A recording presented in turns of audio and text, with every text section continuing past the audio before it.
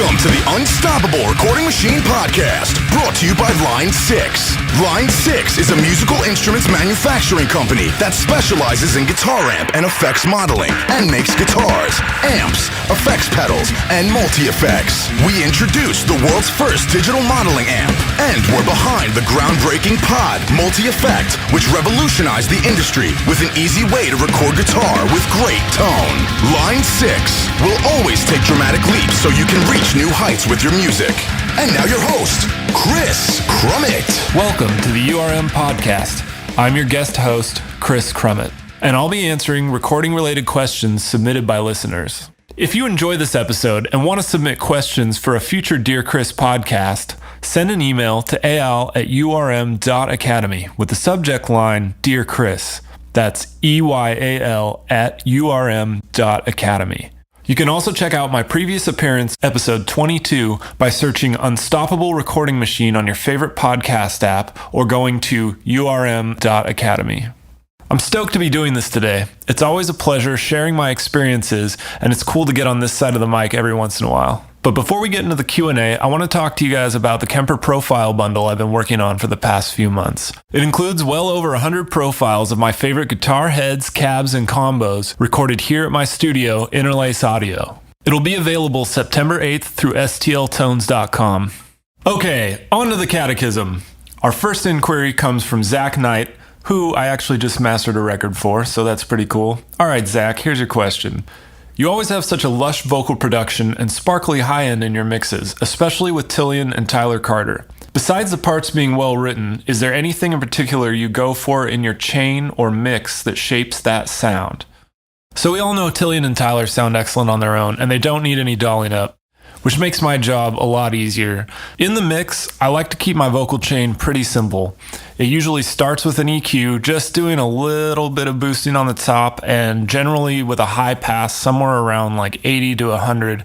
That way I can get out rumble or any like low frequencies in the P's or B's or D's.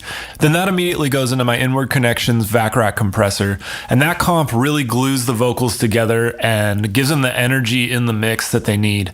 It also kind of shapes the vocals EQ-wise and really makes them pop over the instruments. And the last thing that's always in my vocal chain is just the standard Waves de-esser. Aside from that, I'll occasionally use Crane Song Phoenix to get a little more energy, or I'll use the UAD Pultec to boost a little bit of high mids, because it kind of has this like dirty grind that sounds like pop music that I like. But other than that, you won't find me using much else on vocals. Now, keep in mind that when I track vocals, I'm always using a distressor or an 1176 on the way in. So that's the bulk of the compression. Then it's going to the EQ, and then after that, the vac rack, and then the de-esser. Another thing that helps add space around the vocals that really makes them shine are the reverbs and the delays that I'm using. For my main delay, I'm usually using Soundtoys Echo Boy. It's pretty awesome and has a ton of control and works really well to lock the vocals into the rhythm of the song. Then I'm doing delay throws and other delay effects with my Kurzweil Mangler and my Eventide H8000.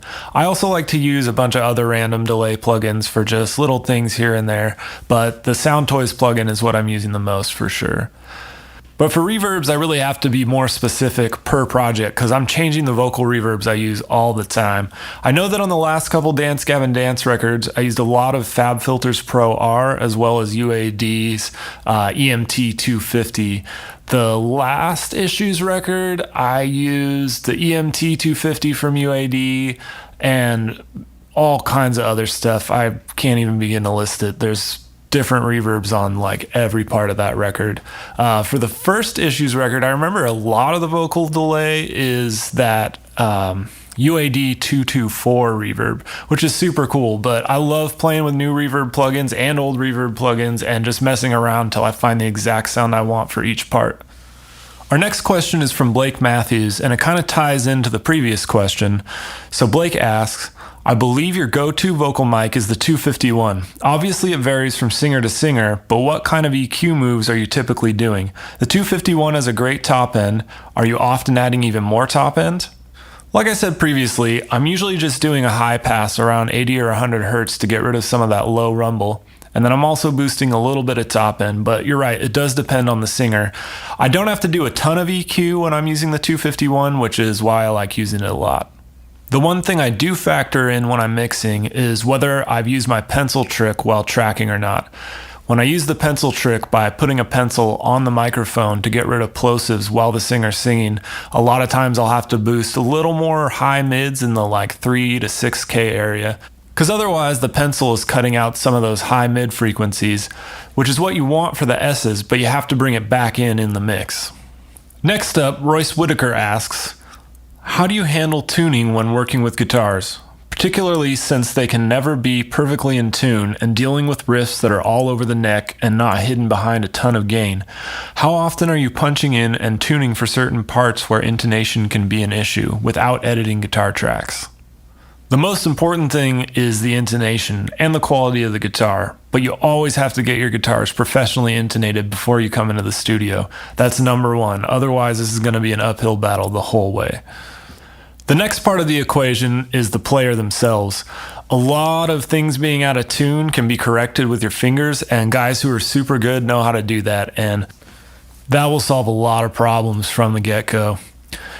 Unfortunately, not everybody has that skill, and that's totally fine. So when you're tracking a guitar and you have a riff that's all over the neck, the first thing you want to do is just make sure you tune the lowest note that you're playing on each string on the fret, and then tune the highest note that you're playing on each string on that fret, and see if you can get both of them in tune or really close, and that will also solve a lot of problems. Now, if you can't, I like to just have someone play the whole riff and make sure it really flows and make sure it sounds awesome, and if some of those high notes are out of tune, and I'll just go back and tune the notes that sound out of tune in the original take, and we'll repunch them, but I'll keep the original attack, and then I'll use a sustain from the freshly punched part so that everything flows together in the entire riff.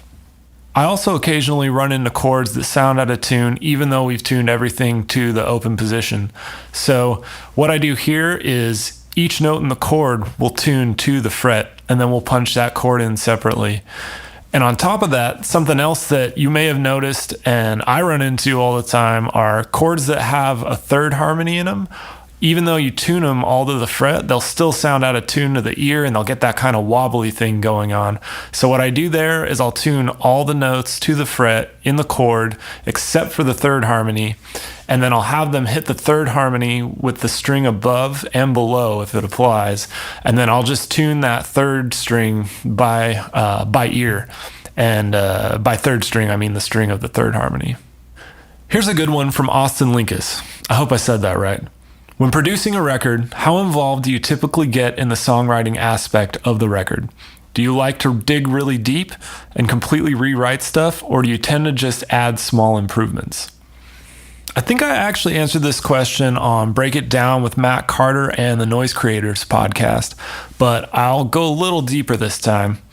So I think it's really important as a producer to assess songs and assess a situation one by one, and not really have a mindset going into things that you're going to do this or that to songs, because that can be pretty detrimental. And I've seen that happen to other artists. So for me, I go in with an open mind, and if the song's awesome, I'm not going to touch it.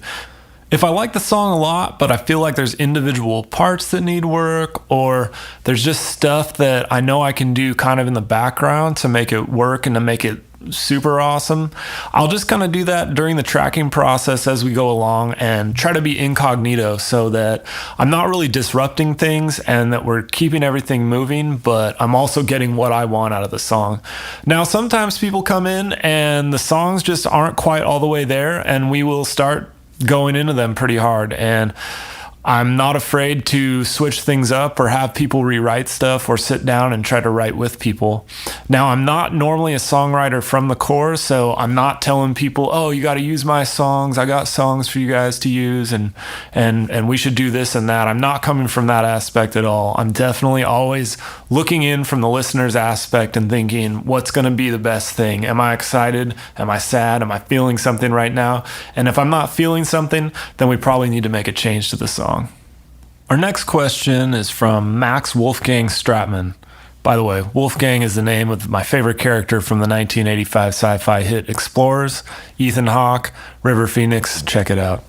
Max asks, I remember you saying in your Creative Live class, you said that you prefer to run your outboard gear processing live until you print the final mix. Any particular reason you prefer to do this? Yeah, the answer is pretty simple. I have all my outboard gear running while I'm listening to the mix. That way I can tweak the knobs and change things as the song goes along, or just dial things in perfectly while the mix is being built. So like if I've got the drums and the guitars and bass going and I realize I want to mess with something on the kick drum or the vocals, like on mix 3 or 4, I don't have to reprint stuff.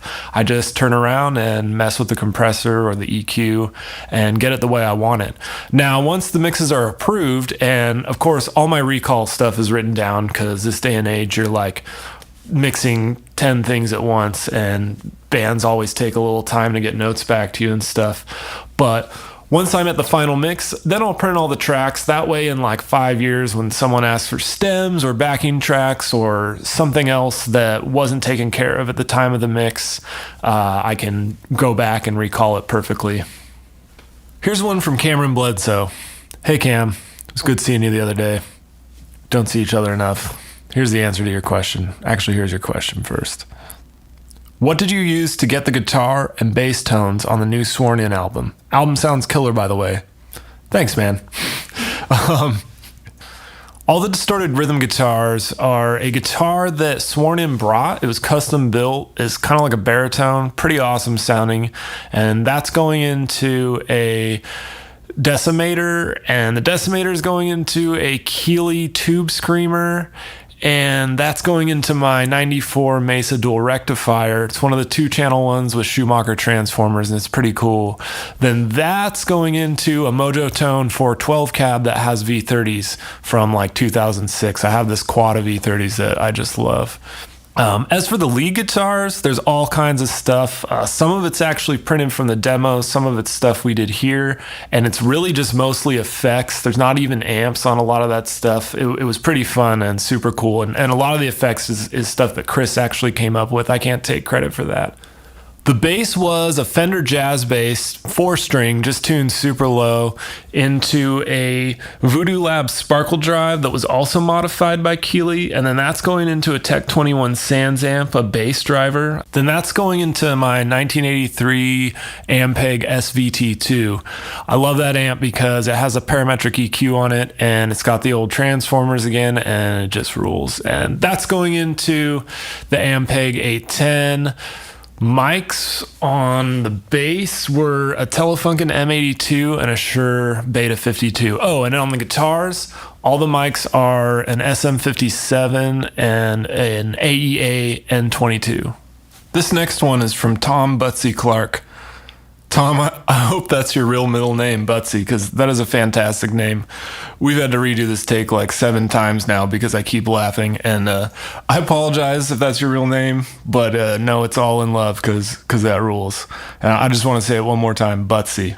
Tom Butsy Clark. Here we go.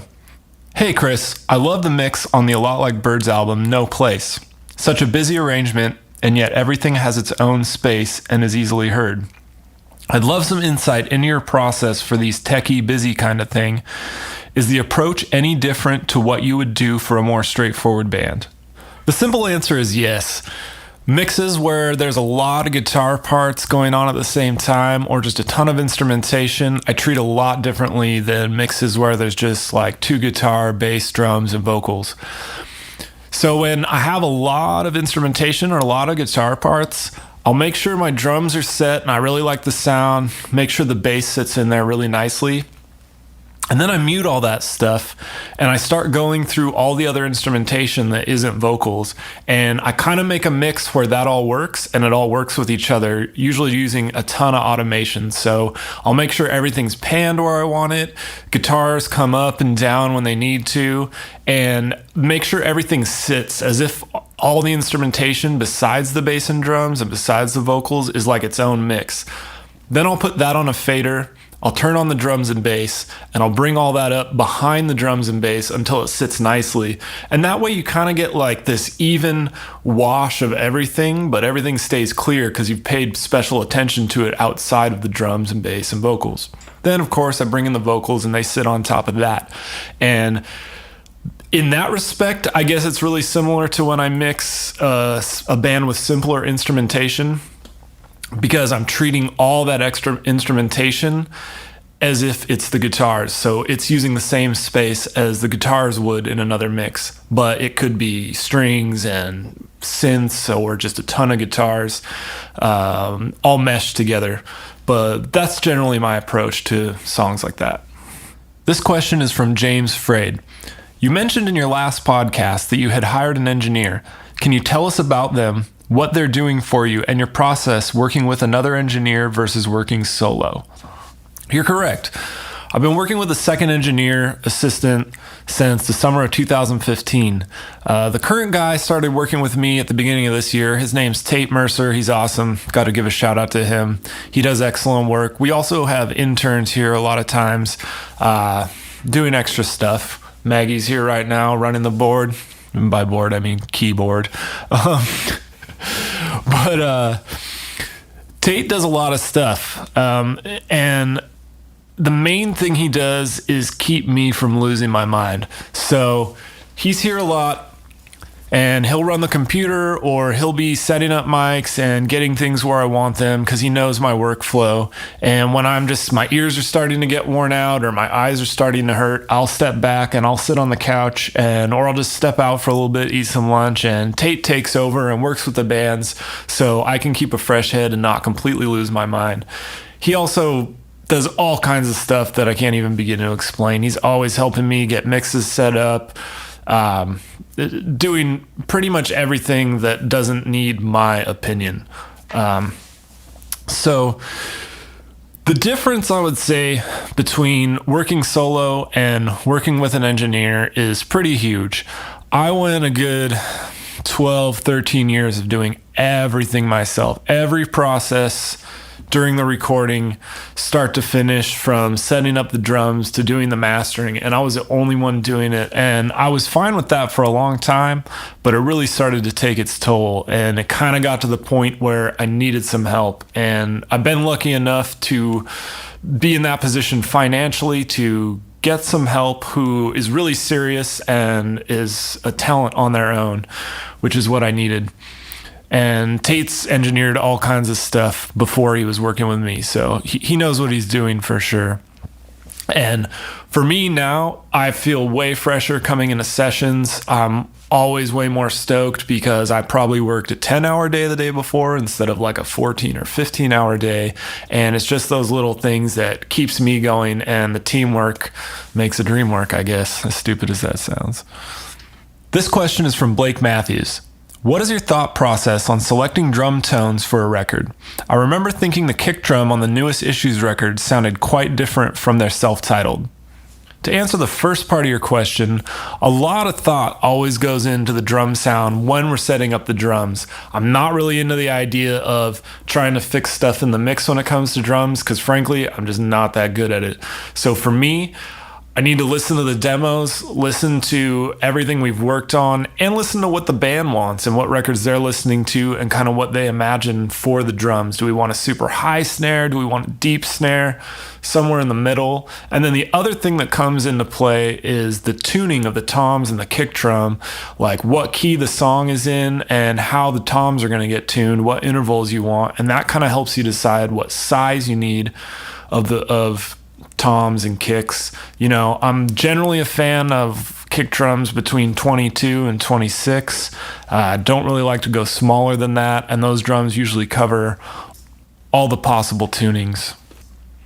The way I mic things really depends on the overall tone we want of the record. Is it going to be really roomy drums? Do we want super tight drums?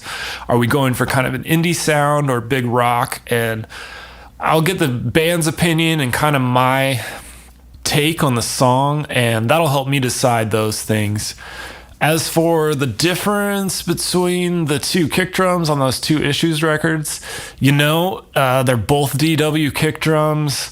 They're both the exact same size, but they are different DW kick drums. I was using one kit in 2013 when we did self-titled, and then in 2015 I had a different kit at the studio that I was really liking. So same sizes, just different drums. I use different mics. I EQ'd them differently. Those are actually more a product of the mix and the other things that are around it. Not so much a product of, oh, this is the kick drum sound I want. It's more of what kick drum sound worked to make the song sound the best. And the songs on Self-Titled are very different than the songs on Headspace. So that was just, kind of a product of the whole thing, and not necessarily a conscious decision of, this time it's this kick drum and this time it's this other kick drum. And I almost forgot, the most important thing are the cymbals. You gotta have awesome cymbals. You gotta have the right cymbal choice, and the drummer has to be hitting them right.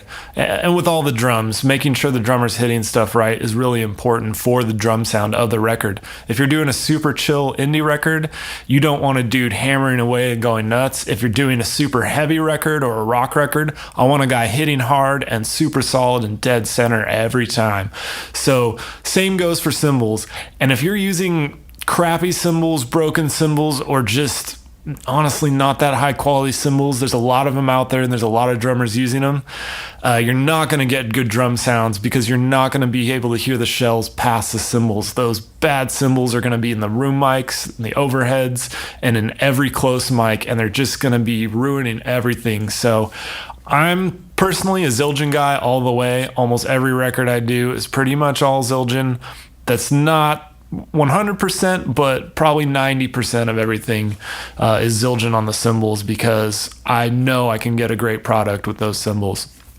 There's other stuff out there that works. Sabian makes great cymbals. Paiste makes great cymbals. Aside from that, I think if you're an engineer or a producer, have a good set of cymbals on hand just in case a guy comes in with something that's not sounding too hot, because you're going to be stuck with these awful cymbal sounds if you don't fix it in the beginning. Here's a question from Abramir Vasiliev. What drum samples did you use for Headspace? This is an interesting one because Abramir Vasiliev isn't the first person to ask me this. For the most part, the drums on Headspace are the real drums that we tracked in the studio. So it's like actually Josh hitting the drums. And then there's a little bit of sample blended in with some of the drums. And that's mostly just samples that we took on the first day of the DW kit that we used. So the kick is a DW 22 by 18.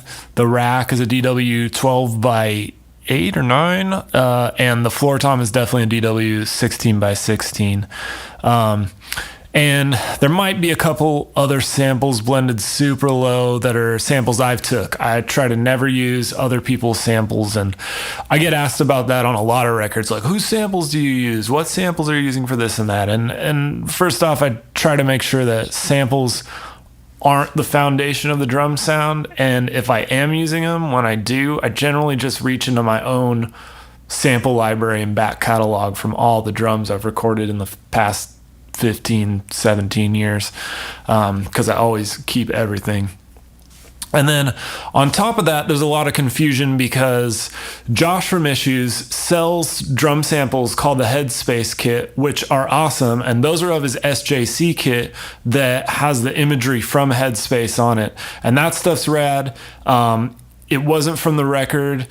It's something that he did on his own with some other engineers, and it turned out really cool. So go support Josh. He's awesome. Just wanted to clear it up that those are not the same drums that are on the record. And that's really just because, we didn't track things to be a sample set, and Josh wanted to have a sample set that was separate from what we tracked. But those things aren't one and the same, and I get asked that all the time. And so just to clear that up, those things are completely different. I am actually going to have a sample set coming out probably early next year, and it's going to have all my drums and a ton of snares and a ton of kicks, and it's going to include the ones that we used on Headspace as well as on a ton of other records. That kit, those two kits on the Two Issues records are also on like tons of records I've done in the past. So going to be a lot of cool stuff coming out with that. The next question is from Zachary Arduca. How many layers do you track for Dance Gavin Dance's guitars? Will has extremely intricate guitar parts and wondered if the process was any different. Also, what is your process on tracking vocals for DGD in regards of layering? My process while tracking guitars for Dance Gavin Dance isn't a ton different than when recording any other band with busy guitar parts or like multiple busy guitar parts.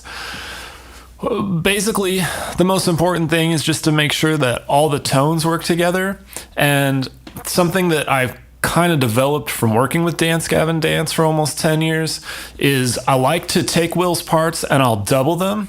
And then I'll take the other guitar player, or if the other guitar player is Will on the record, I'll double their guitar parts as well. Then I'll have Will on one side super loud and the other guitar player on that same side decently quieter. And then vice versa. On the other side, I'll have the other guitar player or the other Will, and then the first Will be quieter. And that way, it's not like pulling your ear left and right constantly, and the guitars are kind of harmonizing and locking in with each other, but the things that are in the forefront are panned left and right. And then with layering for Dance Gavin Dance, I always layer John's screams. There's at least 2 Johns. Sometimes there's 4, 6, 10 Johns. It really depends on the part, but I always try to have at least 2 because I personally think John's voice sounds awesome doubled.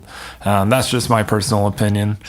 As far as Tillian goes, most of his stuff is single except for choruses. Sometimes we'll triple track, and then harmonies will be doubled, and we'll do stacks and stuff that way, but a lot of Tillian's stuff is just single tracked. And, it was the same with Kurt and Johnny. All those guys were single tracked except for the harmonies and choruses. We doubled things up to make them bigger. This one's from Charlie Abend. What are some of your do's and don'ts for building a studio? Is there anything you regret about your studio build, or did it go more or less according to plan? As far as the true do's and don'ts for building a studio, man, there are volumes of books that are like 300 pages each on the do's and don'ts of building a studio, so that's a hard one to cover. But I'll give you a few studio construction tips that I've learned over the years that can help keep the budget down and just make sure you're getting the most for your space and your money. The first and possibly most important thing is whatever you think your budget is, whatever you calculate, triple it, because unexpected things happen. There's all kinds of stuff that goes into it that you're probably going to forget about, and I feel like it's honestly just impossible to stay on budget. So whatever your budget is, make sure whatever you think it's going to cost to build it is under half, and more ideally like a third of that. And this goes for any kind of construction, and anyone who's dealt with construction will tell you that. The second thing that's super important, do your homework. I know this isn't a tip as for the actual structure itself, but get on the John Sayers forum, go to the library, look at books, read things by informed people. Don't listen to guys like me. I mean, I can give you a couple tips, but for the most part, there's a ton of guys on the internet that are going to give you bad information. So John Sayers is a great place. Any actual published book is probably going to give you good information. Make sure you're doing things right, because tearing it down and doing it again is going to cost way more money than just nailing it the first time. And this goes for like your bedroom studio all the way to, some 5,000 square foot multi-facility. Even if you can't afford to work with an acoustician or an actual designer, do your homework. It's going to pay off, and it's super, super important because it's so easy to make bad decisions or do the wrong thing.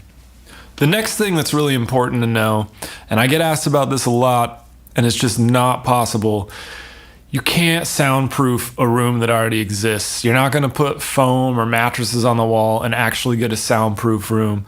If you want something that's truly soundproof, you got to build it from the ground up or from your main structure. The rooms have to be built to be soundproof. So you really got to know what you're getting into before renting a space or buying a space. Soundproofing is really hard. You can do it, but I would recommend finding a space where noise isn't really going to be a big deal in the first place, and then do your best to soundproof from there, because you can get yourself into a bad position if you're renting a spot and you find out like there's a massage parlor next door and they want absolute silence, and you could do everything you could possibly do to soundproof stuff, and your kick drums are still leaking through and they're complaining to the landlord. You just don't want that. I've had friends there. I've been there to a certain point, and you just really want to make sure that the place that you're going to be recording is going to work for the people around you. And lastly, something that I think is really important, especially for tracking rooms, ceiling height is number one. Like, make sure you have a ton of ceiling height. You don't have to have the biggest tracking room in the world, but if you're tracking drums, I just dropped a peanut. If you're tracking drums, you really want to make sure that you have a lot of room above the cymbals, because you could have the deepest, longest, widest drum tracking room of all time, and if your ceilings are only 7 feet, you're not going to have that cool of drum sounds. Now, that being said, you can do a lot with all kinds of different spaces, but if you're working from the ground up, that's another thing that a lot of guys don't realize is ceiling space is huge. I've gotten better drum sounds out of rooms that are like 12 feet by 12 feet with 15-foot ceilings than I have out of rooms that are like 30 by 30 feet with 8-foot ceilings. So that's just something that's super important to me and something to keep in mind when you're building a studio and tracking drums and what kind of space you're starting with. As for my studio, my current space, there's nothing I regret about it at all, because I really made sure to do my due diligence and do everything the right way the first time, because I've built other studios and I've been in other studios. The last studio I was in was built so poorly and it wasn't soundproof between the two studios, and there was 3 panes of glass between the live room and the control room, and some things that were in the live room were actually louder in the control room than they were in the live room, and it was unbearable. And I had a lot of fun there, made a lot of cool records, but it was not ideal. So I used all the other spaces I've worked as inspiration to make sure that this place was built exactly how I wanted it. And that's how it is, and I love it, and I wouldn't change a thing. Here's another one from Blake Matthews, and it kind of ties into the last question. Can you talk a little more about your new studio build? Just did that. You mentioned rent being really costly at your last space. Roughly, how does that compare to the cost of your own build? I would also love to hear more about the actual space. Yeah, the rent was decently expensive at my last place, but it was more about the rent plus the responsibility of a commercial space and giving all that money to someone else while doing all the work myself. So, you know, this was a necessity for a long time, and it was totally fine, and there's nothing wrong with doing it that way. But for me personally, I got to the point where I was able to get a loan and buy some property and do it myself. And for me, it just felt like the right thing to do, because I really didn't want to be paying rent till the end of time. Feels good to be the owner, and, you know, if worse comes to worse, I can sell all this and at least come out with a little bit of something or break even. But more than anything, I just liked having the ability to build my own space, not be stuck with someone else's thing. And really what I didn't want to do was spend a ton of money on construction in a place that I'm leasing, and then in 5 years or even 10 years lose that lease and lose everything and all the money that I put into that space. You know, I understand why certain people do it, but for me, like I said before, I really wanted to own. I wanted it to be mine. And as far as the price difference goes, honestly, my monthly commitment is about the same. But again, the difference is that my previous situation, all that money was going to someone else. In this situation, I'm investing in myself and my own property. So for me, that's really what I wanted to do. The setup here is pretty simple. I just have one big control room and one decent sized live room. And the live room, I've got some rolling walls so I can kind of build a makeshift booth for vocals and guitar cabs or a tighter drum sound. But I really wanted to keep it simple, partially to keep the costs down. And also, I just like having flexible space.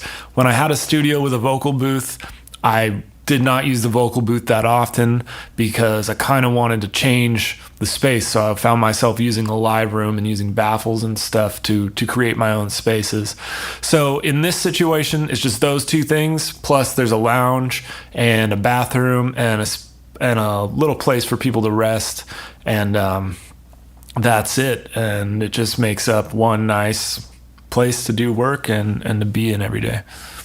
The final question is from Kris Crummett, and he asks, did you forget to brush your teeth this morning? Well, me.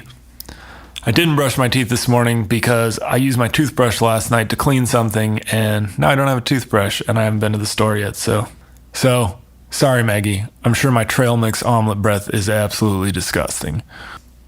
And that concludes the Q&A. I really enjoy talking to you guys, and if you ever have any more questions, just send them my way. I'd also like to thank the URM crew for having me on. Guys are super cool, and it's always fun doing this. And I would definitely like to thank Louisa Noble for translating the name Dobramir Vasiliev, because I never would have got it on my own.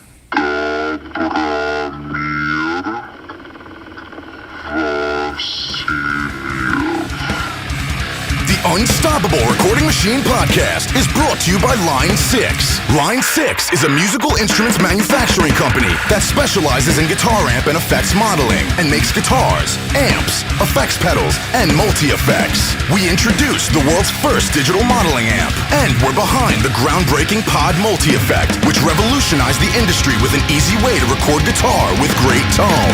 Line 6 will always take dramatic leaps so you can reach new heights with your music. Go to www.line6.com to find out more about Line 6. To get in touch with the URM podcast, visit urm.com/podcast and subscribe today.